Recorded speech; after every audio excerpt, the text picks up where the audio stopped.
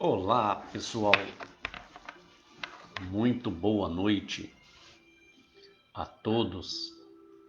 Estamos aqui iniciando mais uma reflexão do Evangelho de Jesus à luz da doutrina espírita.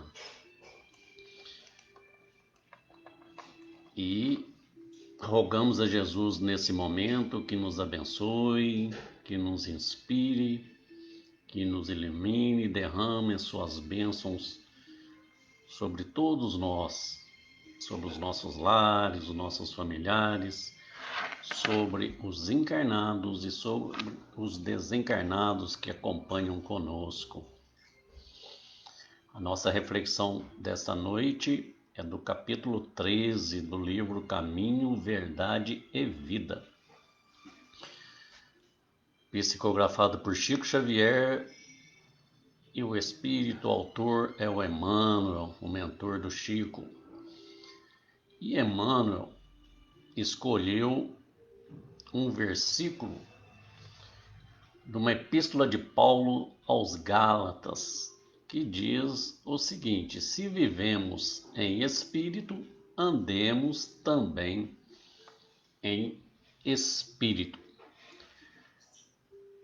Então nós vamos tentar fazer rapidamente, devido ao nosso tempo, um resumo do nosso processo de evolução até a gente chegar nesse versículo do Paulo, para a gente viver. Se a gente vive em espírito, andar também em espírito, que é o nosso processo de evolução.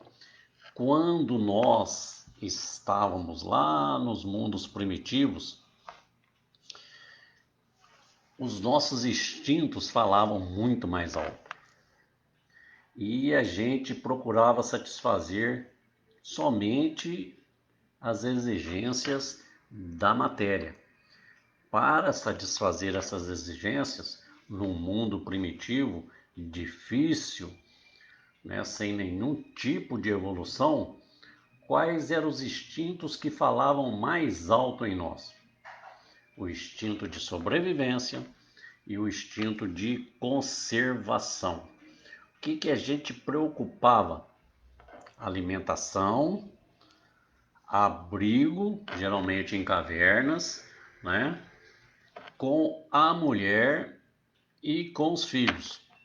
Então, nós, espíritos encarnados ali naquele momento, tinha somente essa preocupação. Era preciso arrumar um lugar para se abrigar, era preciso arrumar um lugar para proteger os filhos e arrumar alimento, que era a caça aos animais, frutas, etc. E com isso nós desenvolvemos altamente o egoísmo, que era natural, porque era querer, como sobrevivência e conservação, era querer só para si, só para aquela família que não se tinha ainda uma noção, um entendimento de família como nós temos hoje. Estamos falando de um homem primitivo, Então o egoísmo era muito alto, quer só para si e, se necessário, mata tudo e a todos, porque era uma necessidade de sobrevivência. Depois, isso nós fomos descobrindo que já não era tanto só essa necessidade. Nós desenvolvemos princípios semi-morais. O que significa isso? Começamos a viver já em comunidades, nos ajuntamos com outros grupos e começamos a perceber que muitas vezes não era só caçar e não era só o abrigo. Começamos a conviver com outros espíritos naquela época, naquela região. Com isso, a gente começa a desenvolver novas paixões. Quando a gente começa a conviver com o outro em comunidades muito primitivas, o que fala muito alto em nós é o orgulho. A gente começa a querer mostrar ao outro que nós somos melhor que ele, ainda que como guerreiros, né? Eu sou um guerreiro melhor. Eu sou um guerreiro mais forte. E começa a aparecer também em nós a vaidade, né? Porque o orgulho, a gente quer ser melhor que o outro. E a vaidade é quando nós queremos que todo mundo saiba que nós somos melhor do que o outro. Também, vivenciando ali nas comunidades primitivas, surge a ambição, né? Que era natural, porque sem isso, pessoal, parece assim, mas isso aí então a gente já começou errado, cheio de vícios. Não, era necessário. Porque se não fosse o egoísmo de querer só para si, se não fosse o orgulho de querer mostrar que nós somos mais fortes, a ambição de querer sempre mais, a gente não evoluiria naquele instante de mundo primitivo. Era um processo natural para o desenvolvimento do espírito. Com isso, o tempo vai passando e aí, já com as civilizações melhoradas, aparece a era mosaica, né? E o que Moisés traz? O Deus único. A grande missão do Moisés era demonstrar que Deus era um. E as 10 diretrizes, que eram os 10 mandamentos. Mas ainda assim, nessas civilizações da época do Moisés, nós ainda estávamos bastante materializados. Por quê? Basta ver que a gente seguia mais as leis humanas do Moisés do que os 10 mandamentos. Então, ainda na era mosaica, muitos instintos que a gente trazia de egoísmo, de orgulho, de ambição, eles se acentuaram. Aí nós começamos a construir grandes reinos e mostrar o nosso poder de que maneira? Dominando outros reinos, para demonstrar mais poder. Avançamos, continuando avançando pelos tempos e iniciamos com Jesus a era do Espírito. Já era necessário começar a falar e a trazer a ideia de que tem algo mais além do que toda essa matéria e esse mundo primitivo. E o próprio Jesus, governador do nosso planeta, ele vem para semear no espírito essa ideia, trazer essa consciência que era o nosso próximo passo para a evolução. E aí ele até transforma as 10 diretrizes em duas, né? Então agora não tem escapatória. Não adianta falar que vai seguir outras leis. Diz Jesus lá em Marcos, no capítulo 12, versículo 30 e 31. Amar a Deus sobre todas as coisas e ao próximo como a si mesmo. Aí, diz Jesus, está toda a lei. Está tudo aquilo que os profetas quiseram dizer. Se a gente cumprir esses dois mandamentos, estaremos cumprindo as 10 diretrizes e tudo que se precisa no universo.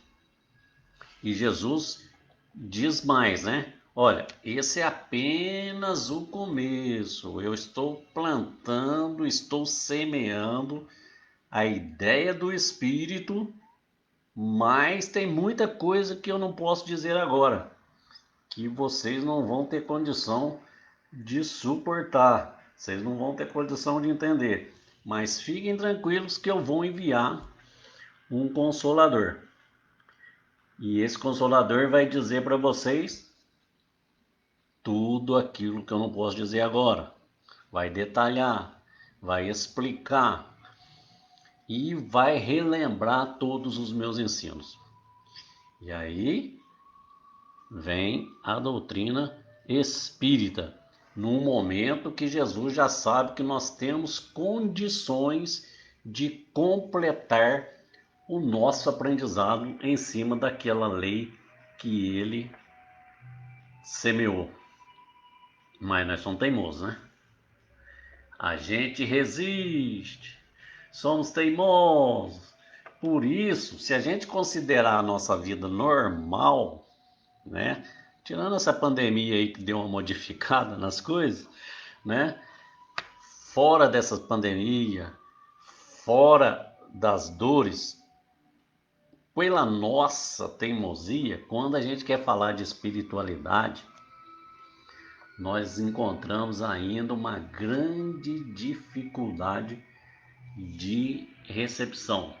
Tem poucos ouvidos, porque as pessoas alegam que a natureza humana consome muito do nosso tempo. E assim nós passamos a existência distraídos dos assuntos do espírito. Porque o que aconteceu?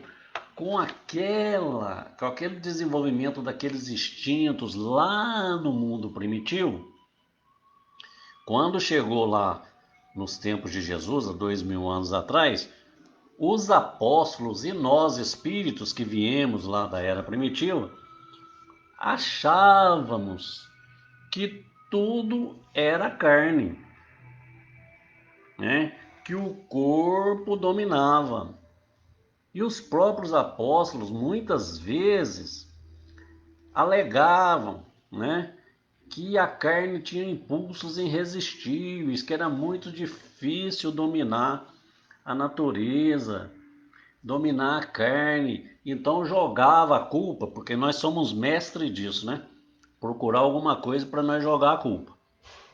Né? Em vez de assumirmos o nosso posicionamento, a gente é melhor jogar a culpa em alguém. Então o que os apóstolos faziam? Jogava a culpa na carne, no corpo físico.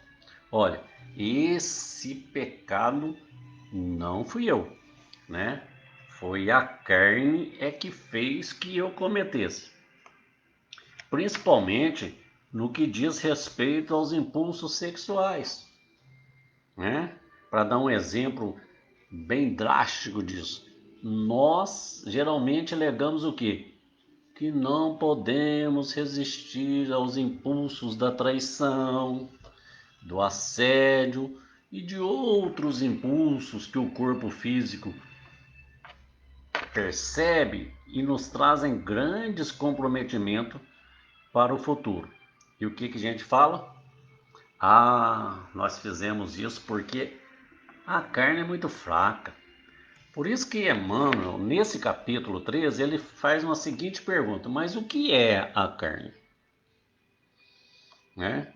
Jesus mesmo utilizou esse símbolo e pediu para eles orassem. E orai e vigiai para não entreis em tentações. Nós temos um exemplo disso quando Jesus está lá no Monte das Oliveiras e pede para os discípulos assim, ó, vocês ficam vigiando aí que eu vou dar uma chegada ali que eu preciso orar. Né? Quando Jesus voltou, o que aconteceu? Estava todo mundo dormindo, né? Lógico. Pensa bem. Não tinha luz elétrica. Jesus, de madrugada, Jesus sai e vai ali para fazer uma oração. Deixa os apóstolos ali quietinhos, no silêncio, no escuro. O corpo físico, como aquela vida provavelmente não era das fáceis, mas das mais fáceis, o corpo físico começa a demonstrar sinal de cansaço. E aí eles adormecem. Aí o que Jesus? Deixa eu só dar uma olhadinha aqui que tá aparecendo um. Pronto. Aí o que que Jesus diz para eles? Isso aí está lá em Mateus, viu, gente? No capítulo 26, no versículo 40 e 41. Jesus aproxima-se deles e fala: por nenhuma hora vocês puderam vigiar comigo, orar e vigiar, porque vocês podem dizer que a carne é fraca, né? O que os apóstolos alegaram? Ah, o corpo ficou muito cansado e eu não resisti e dormi. E isso é natureza humana. O nosso nível de evolução ainda não é dos maiores. Mas Jesus reafirma: olha, a carne é fraca, pessoal, mas o espírito é forte, né? Então, o elemento divino, o que Jesus quis dizer com isso? O elemento divino, a essência, a vida, a inteligência é forte. Se vocês tivessem exercido domínio sobre o corpo, vocês não teriam dormido. Basta ver que principalmente pessoa que trabalha com resgate, né? Às vezes fica noites e noites sem dormir. Então, o corpo físico, ele obedece às leis da existência na Terra, obedece às normas da hereditariedade.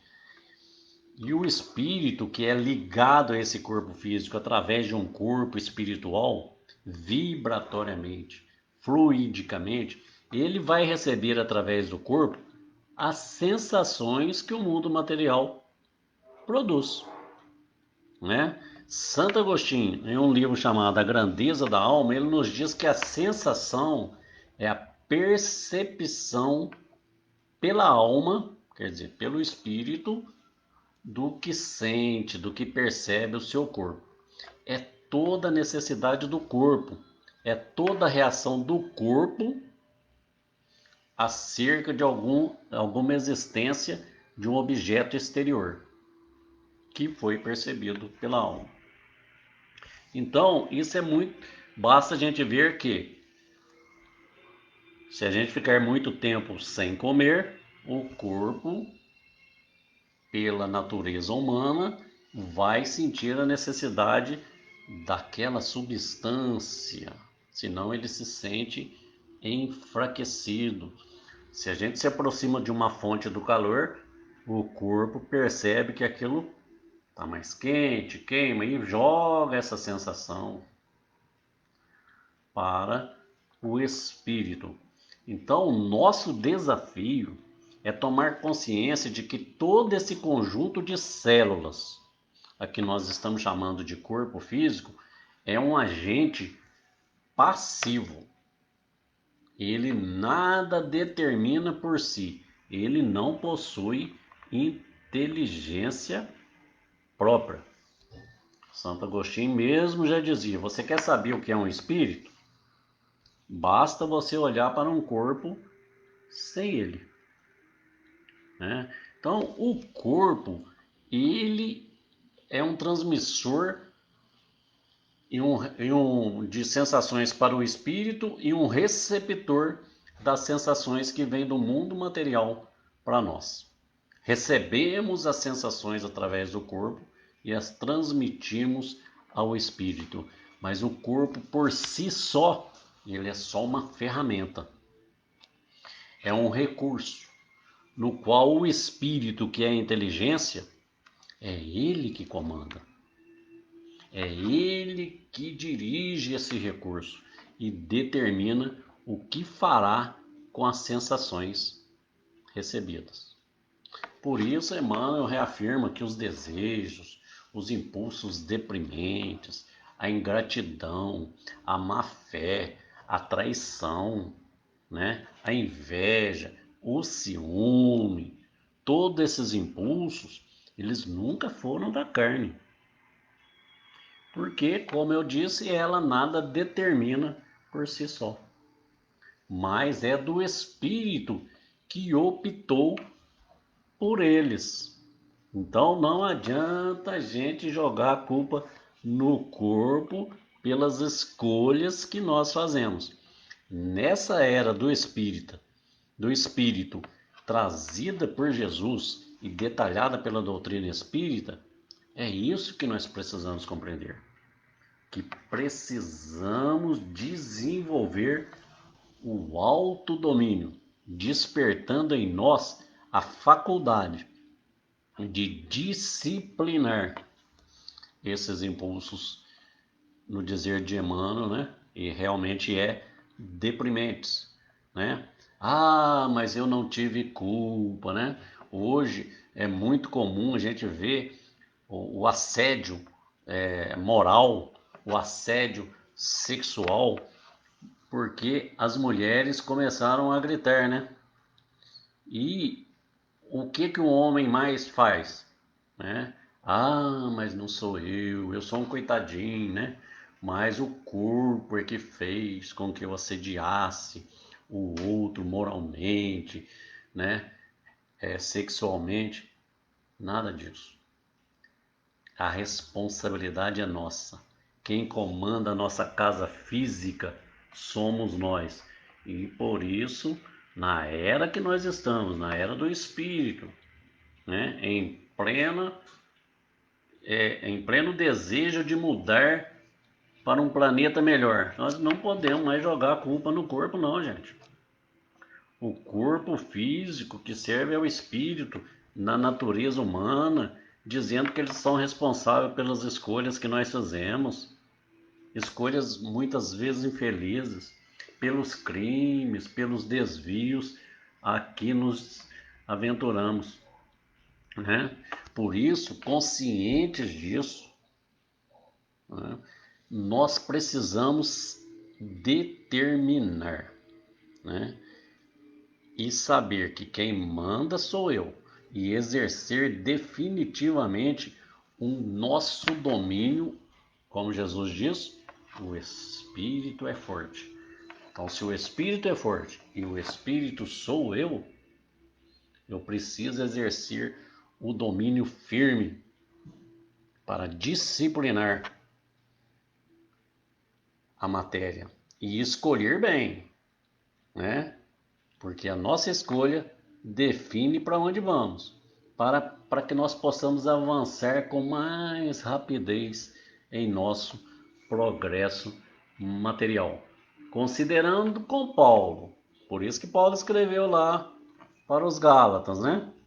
Se vivemos em espírito, se somos espíritos, vivemos em espíritos, é preciso também andar em espírito, se comportar como espírito imortal que somos e não ficar jogando a culpa no corpo físico, atrasando a nossa marcha. Beleza, pessoal? Quem quiser conhecer um pouquinho mais sobre isso que nós falamos, basta ler o capítulo 3 do livro A Gênese, de Allan Kardec, onde ele vai nos relatar essas experiências lá no mundo primitivo, e o capítulo chama-se O Bem e o Mal. Muita paz a todos, um grande abraço, que Jesus nos abençoe, nos inspire e até o próximo sábado. Grande beijo, que assim seja. Obrigado pela participação de todos.